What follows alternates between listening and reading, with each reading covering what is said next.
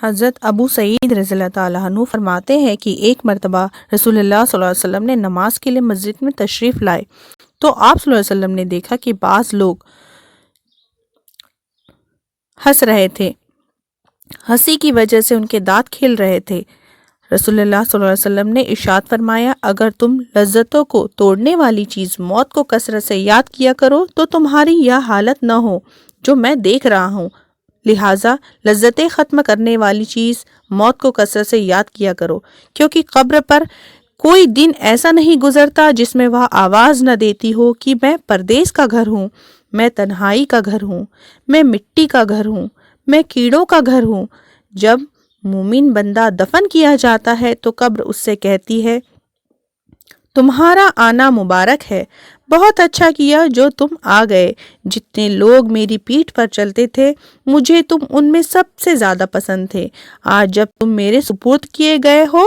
اور میرے پاس آئے ہو تو میرے بہترین سلوک کو بھی دیکھو گے۔ اس کے بعد قبر جہاں تک مردے کی نظر پہنچ سکے وہاں تک کشادہ ہو جاتی ہے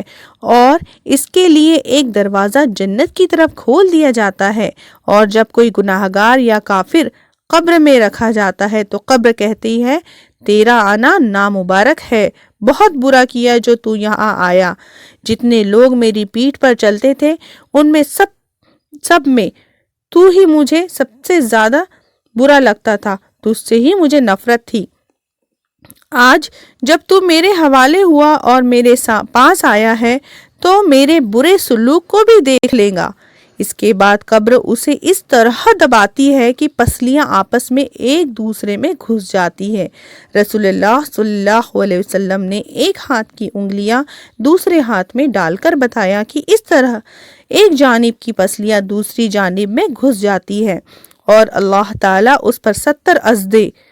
ایسے مسلط کر دیتے ہیں کہ اگر ایک بھی ان میں سے زمین پر پھونکار مارے تو اس کے زہر سے یا اس کے زہر کے اثر سے قیامت تک زمین پر گھاس اگنا بند ہو جائے، وہ اس کو قیامت تک کاٹتے اور ڈستے رہیں گے۔ نبی کریم صلی اللہ علیہ وسلم کا ارشاد ہے، قبر جنت کا ایک باغ ہے یا جہنم کا ایک گڑھا۔ ہمارے اعمال طے کریں گے کہ ہمیں جو ہے ہمارے قبر میں جنت کا باغ ملے گا یا ہم جہنم کا ایک گڑھا تیار کر رہے ہیں۔ تو ہم نے کوشش کرنا ہے کہ 5 وقت کی نمازوں کی پابندی کرے، کبھی نماز نہ چھوڑے۔ اگر نماز معاف ہوتی تو شہیدان کربلا میں اللہ تعالیٰ معاف کرتے، اس وقت بھی اللہ نے نماز کو معاف نہیں کرے، اس وقت بھی انہوں نے نماز نہیں چھوڑے۔ تو